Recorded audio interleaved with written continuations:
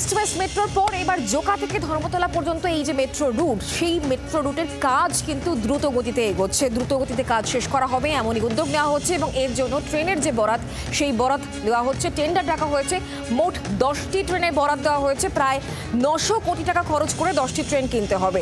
ট্রেনগুলি প্রয়োজনে গড়িয়া থেকে বিমানবন্দর রুটে চালানো হতে পারে বলেই খবর। ইস্ট ওয়েস্ট মেট্রোর পর এবার যে দুটো রুট এই মুহূর্তে রেলের সব থেকে বেশি নজরে আছে, তার মধ্যে অন্যতম হলো এই জোকা থেকে এসপ্ল্যানেড পর্যন্ত যে রুটটা। ইতিমধ্যে এই রুটের আন্ডারগ্রাউন্ড যে কাজটা, সেই কাজটাও কিন্তু শুরু হয়ে গিয়েছে খিদিপুর থেকে। কিন্তু এক্ষেত্রে কাজ শেষ হওয়ার পরে যাতে দ্রুত পরিষেবা চালু করা যায়, সেই জন্যই কিন্তু এবার আগে ভাগে একেবারে 10টা ট্রেনের অর্ডার দিয়ে দেওয়া হলো। এক্ষেত্রে টেন্ডার ডাকা হয়েছে, সেই টেন্ডারের ভিত্তিতে যারা বিড করবেন এবং তার ভিত্তিতে কিন্তু নির্দিষ্টভাবে অর্ডার দিয়ে দেওয়া হবে। এই যে 10টা ট্রেন, সেই 10টা ট্রেন কিন্তু 8 কোচের হবে এবং এই ট্রেনগুলো কিন্তু প্রয়োজন অনুযায়ী সেক্ষেত্রে এয়ারপোর্ট গড়িয়া যে রুট হবে, সেই রুটেও কিন্তু চালানো যেতে পারে।